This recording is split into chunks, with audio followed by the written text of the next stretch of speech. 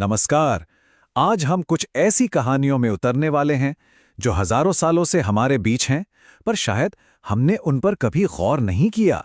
ये भारतीय आध्यात्मिकता की वो अनसुनी, हैरान कर देने वाली बातें हैं जो विश्वास और तर्क की सीमाओं को चुनौती देती हैं। चलिए एक सवाल से शुरू करते हैं, जो सुनने में ही बड़ा अजीब लगता है।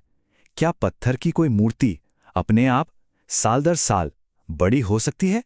ये सवाल ही अपने आप में एक रहस्य की तरह है ना?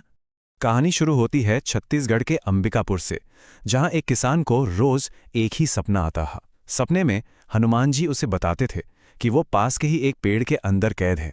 एक दिन, 2 दिन, कई दिनों तक लगातार वही सपना। आखिरकार किसान ने हिम्मत करके उस पेड़ को काटना शुरू किया और अंदर से जो निकला वो सच में एक चमत्कार था।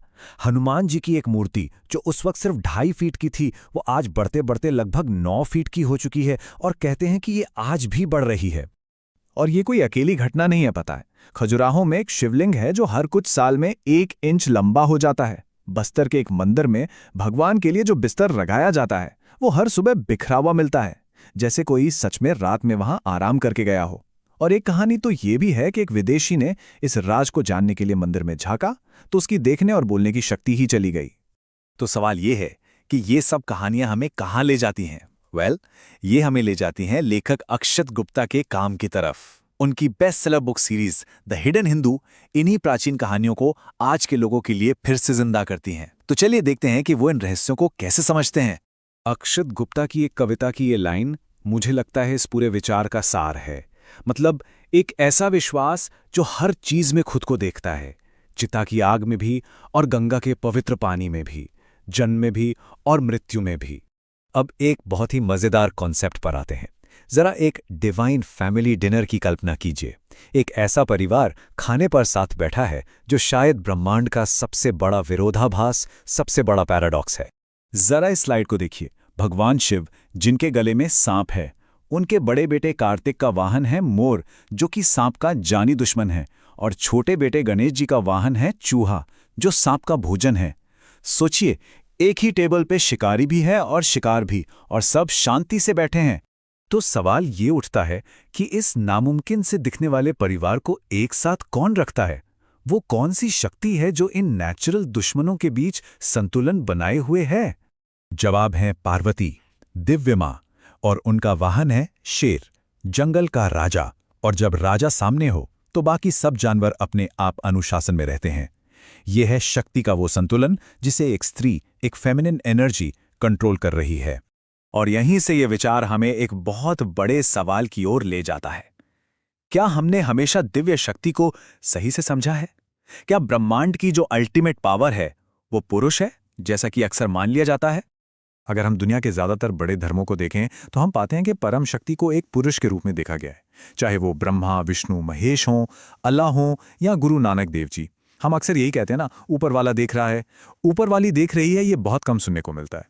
यहां एक बहुत गहरा तर्क दिया जाता है कि हमने देवी को, स्त्री शक्ति को दुनिया की शासक यानी रानी समझने के बजाय उसे सिर्फ एक द्वारपाल, एक चौकीदार मान लिया है। जबकि सच तो यह है कि वही तय करती है कि इस दुनिया में प्रवेश किसका होगा और किसका नहीं। और इस दर्शन का सबूत हमारी अपनी भाषा और परंपरा में ही छिपा है। जरा सोचिए, हम राम सिया नहीं, सिया राम कहते हैं। कृष्ण राधा नहीं, राधा कृष्ण। नारायण लक्ष्मी नहीं, लक्ष्मी नारायण। स्त्री का नाम हमेशा पहले आता है, जो इसके महत्व को दिखाता है। चलिए अब उस कहानी पर चलते हैं जो इस पूरी बात को एक अलग ही लेवल पर ले जाती है।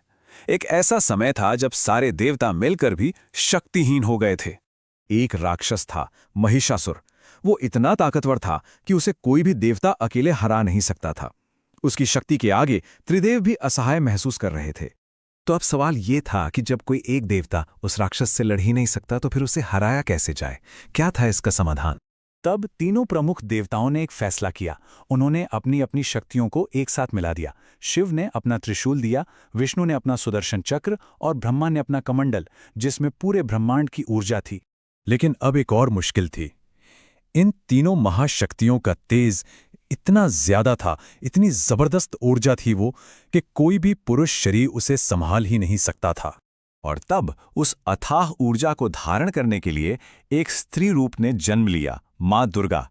उन्होंने सभी देवताओं की शक्ति को खुद में समाया, महिषासुर का वध किया और ब्रह्मांड में संतुलन को फिर से स्थापित किया।